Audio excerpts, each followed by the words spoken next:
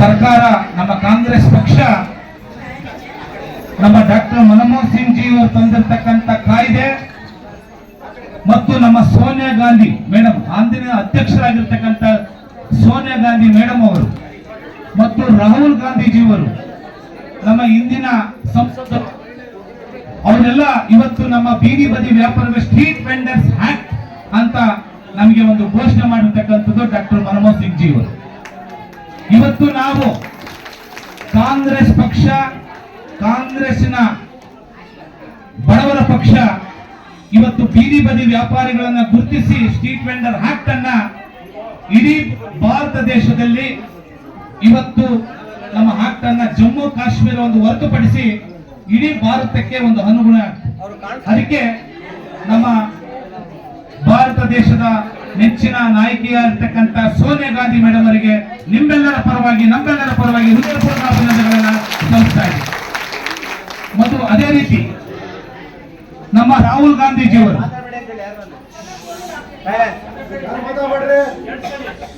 ನಮ್ಮ ಅಚ್ಚುಮೆಚ್ಚಿನ ನಾಯಕರು ರಾಹುಲ್ ಗಾಂಧೀಜಿಯವರು ಬೀದಿ ಬದಿ ವ್ಯಾಪಾರಿಗಳಿಗೆ 1996ರಲ್ಲಿ ಬೀದಿ ಬದಿ ವ್ಯಾಪಾರಿಗಳಿಗೆ ಇವರ ಕಷ್ಟವನ್ನ ಬೀದಿಯಲ್ಲಿ ವ್ಯಾಪಾರ ಪೊಲೀಸ್ ಇಲಾಖೆ ಆಗಿರ್ಬೋದು, ಅನೇಕ ವ್ಯಕ್ತಿಗಳಾಗಿರ್ಬೋದು ದೌರ್ಜನ್ಯ ನೋಡಿ 1996ರಲ್ಲಿ ಜನವರಿ 20ನೇ ತಾರೀಕರಂದು ಬೀದಿ ಬದಿ ವ್ಯಾಪಾರಿಗಳಿಗೆ ಉದ್ಘಾಟನೆ ಮಾಡಿದ್ರು ರಾಹುಲ್ ಗಾಂಧೀಜಿಯವರು.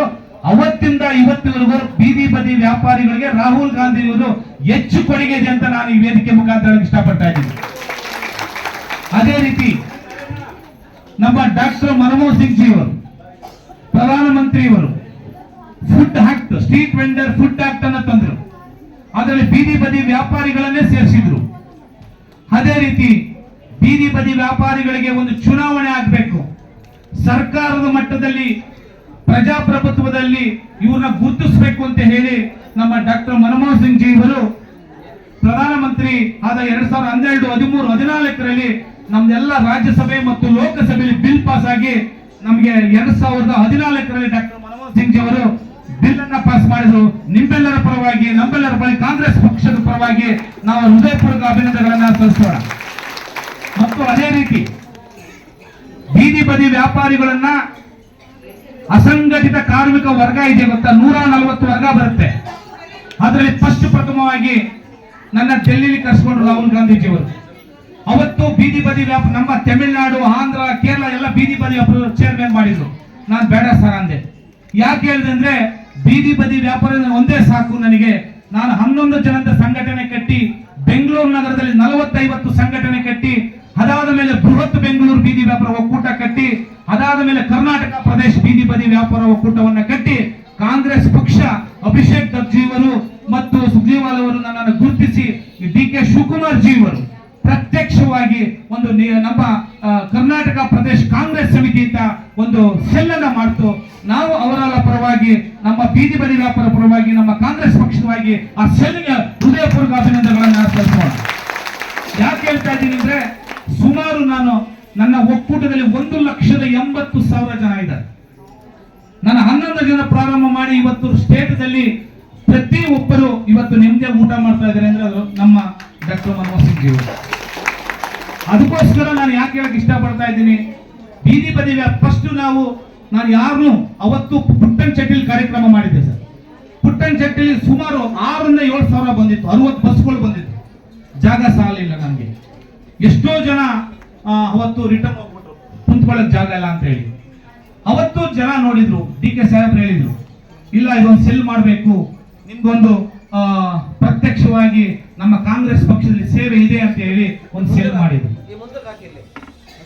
ಅದರಿಂದ ಇವತ್ತು ಕಾಂಗ್ರೆಸ್ ಪಕ್ಷ ಕರ್ನಾಟಕ ಪ್ರದೇಶ ಕಾಂಗ್ರೆಸ್ ಸಮಿತಿ ಬೀದಿ ಬದಿ ವ್ಯಾಪಾರ ವಿಭಾಗ ಇವತ್ತು 482 ಕಡೆ ನಾವು ಬ್ಲಾಕ್ ಅಧ್ಯಕ್ಷರು ಪುರುಷರನ್ನು ಮಾಡಿದ್ದೀವಿ, ಮಹಿಳೆಯರನ್ನು ಮಾಡಿದ್ದೀವಿ. ಇದನ್ನ ಅಭಿವೃದ್ಧಿಪಡಿಸೋಕ್ಕೋಸ್ಕರ. ಮತ್ತು ಇದಾದ್ಮೇಲೆ ರಾಹುಲ್ ಗಾಂಧೀಜಿಯವರು ಜೆಪಿ ನಗರದಲ್ಲಿ ಎಲೆಕ್ಷನ್ ಮುಂಚಿತವಾಗಿ ಪೌರ ಕಾರ್ಮಿಕರು ಮತ್ತು ಬೀದಿ ಬದಿ ವ್ಯಾಪಾರಿಗಳಿಗೆ ನಾನು ಅವತ್ತು ಜನವನ್ನ ಸೇರಿಸಿದ್ದೆ. ಅವತ್ತು ಮಾತಾಡಕ್ಕೆ ಅವಕಾಶವನ್ನ ನಾವು ಕೊಟ್ಟು ಅವತ್ತ ಹೇಳಿದ್ರು, ನಮ್ಮ ಸರ್ಕಾರ ಬಂದ್ರೆ ನಾನು ಪೌರ ಕಾರ್ಮಿಕರಿಗೆ ನೇಮಕ ಮಾಡ್ಕೋತೀವಿ, ಅದೇ ರೀತಿಯ ಬೀದಿ ಬದಿ ವ್ಯಾಪಾರಿಗಳು ನಮ್ಮ ಸರ್ಕಾರ ಬಂದ್ರೆ ನಿಗಮ ಮಂಡಳಿಯ ಸ್ಥಾಪನೆ ಮಾಡ್ತೀವಿ ಅಂತ ಹೇಳಿ ಅವತ್ತು ಜೆಪಿ ನಗರದಲ್ಲಿ ನಮ್ಮ ದೇವರಾಜ್ ಕಾಲೇಜಿನಲ್ಲಿ ಕಾರ್ಯಕ್ರಮದಲ್ಲಿ ಘೋಷಣೆ ಮಾಡಿದೆ. ಯಾಕೆ ಹೇಳ್ತಾ ಇದ್ದೀನಿ ಅಂದ್ರೆ ಅಸಂಘಟಿತ ಕಾರ್ಮಿಕ ವರ್ಗ 140 ವರ್ಷದಲ್ಲಿ ಇವತ್ತು ಭಾರತ ದೇಶದಲ್ಲಿ 1.5 ಕೋಟಿ ಜನಸಂಖ್ಯೆ ನೋಂದಾವಣೆ ಆಗಿದ್ದಾರೆ. ಅದರಲ್ಲಿ ನಮ್ಮ ಕರ್ನಾಟಕದಲ್ಲಿ 5 ಲಕ್ಷ ಜನ ನೋಂದಾವಣೆ ಆಗಿದ್ದಾರೆ. 5 × 5 25 ಲಕ್ಷ ಜನಸಂಖ್ಯೆ ನಮ್ಮ ಕುಟುಂಬ ಇದೆ. ಅದರಿಂದ ನಮ್ಮ ಸರ್ಕಾರ ಯಾಕೆ ಹೇಳ್ತೀನಿ ಅಂದ್ರೆ ಬಡವರ ಪಕ್ಷ. ಇದರಲ್ಲಿ ನಮಗೆ ನಿಗಮ ಮಂಡಳಿ ಅವಶ್ಯಕತೆ ಏನಪ್ಪಾ ಅಂದ್ರೆ ನಮ್ಮ ಸ್ಟ್ರೀಟ್ ವೆಂಡರ್ ಆಕ್ಟ್ ಅಡಿಯಲ್ಲಿ ಸಂಪೂರ್ಣವಾಗಿ ಎಲ್ಲ ಇದೆ. ಆಫೀಸ್ ಇದೆ. ನಗರ ಸ್ಥಳೀಯ ಸಂಸ್ಥೆ ವ್ಯಾಪ್ತಿಯಲ್ಲಿ 311 ನಗರ ಸ್ಥಳೀಯ ಸಂಸ್ಥೆ ವ್ಯಾಪ್ತಿಯಲ್ಲಿ 311 ಆಫೀಸ್ ಕೊಡ್ತಾರೆ ಮತ್ತು ಆಯುಕ್ತರುಗಳು ಇದೆ ಮತ್ತು ಪೊಲೀಸ್ ಇಲಾಖೆ ಕಮಿಷನರ್ ಇದ್ದಾರೆ ಮತ್ತು ಅದೇ ರೀತಿ ಬೀದಿ ಬದಿ ವ್ಯಾಪಾರಿಗಳಿಗೆ ನಿಮಗೆ ಭತ್ಯೆ ಸಿಗ್ತದೆ.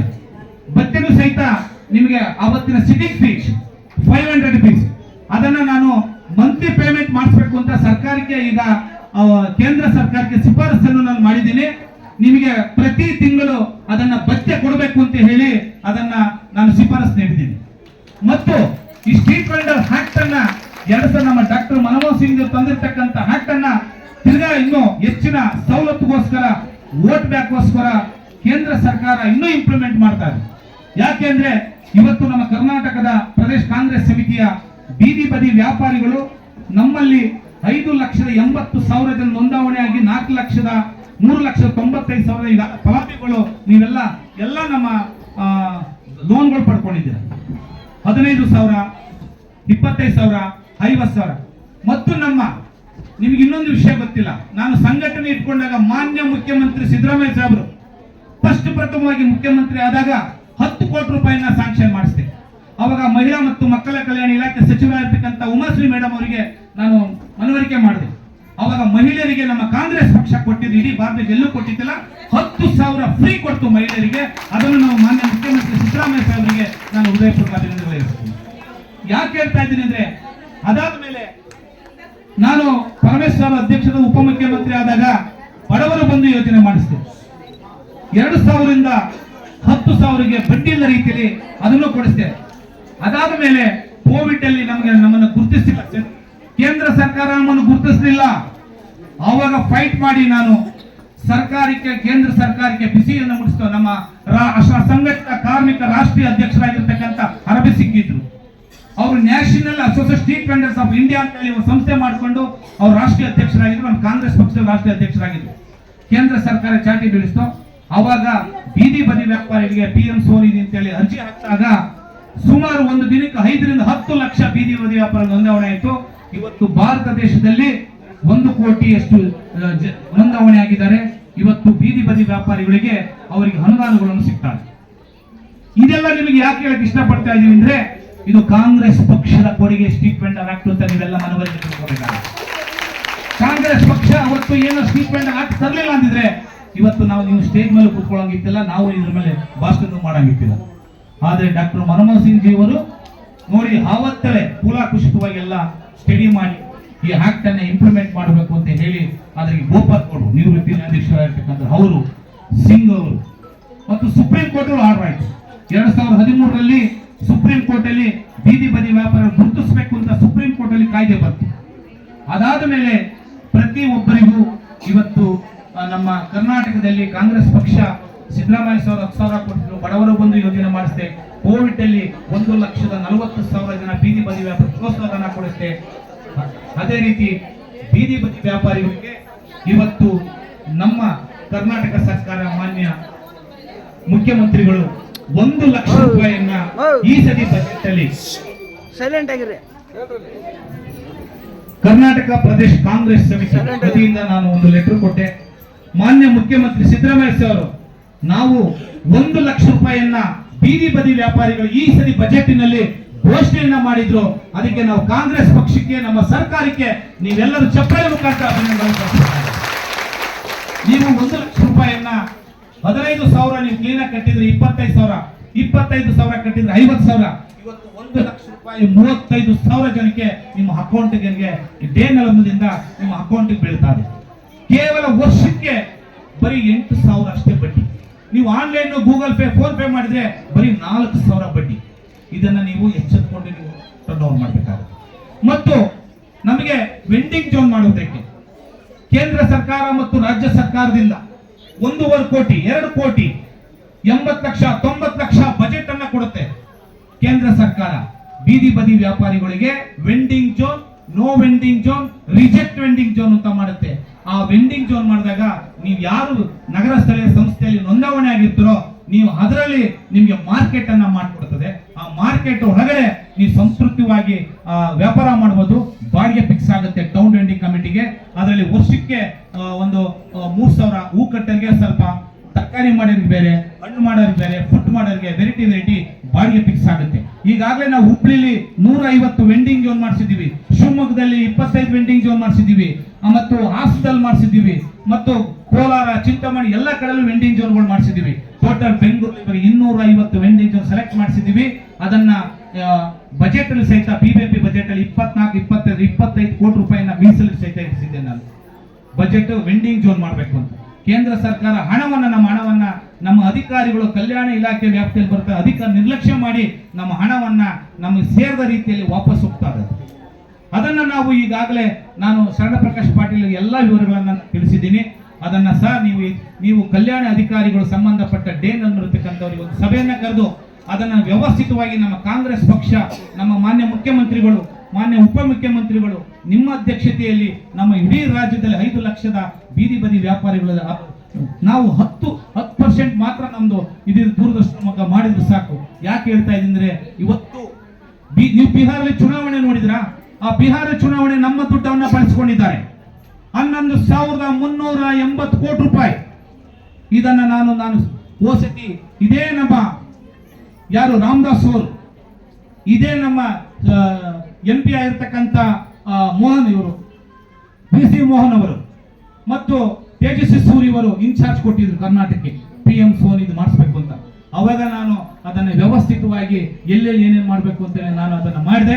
ಅವಾಗ ಅವ್ರು ಹೇಳಿದ್ರು, ಓ ಇವ್ರು ಬಹಳ ಸ್ಟ್ರಾಂಗ್ ಆಗಿದ್ದಾರೆ ಅಂತ ಹೇಳಿ ಅವತ್ತು ನಾನು ಅದನ್ನ ತೇಜಸ್ವಿ ಸೂರ್ಯರಿಗೆ ಮತ್ತು ರಾಮದಾಸ್ ಅವರಿಗೆ ಒಂದು ಎಚ್ಚರಿಕೆಯನ್ನ ಗಂಟೆಯನ್ನ ಕೊಟ್ಟು.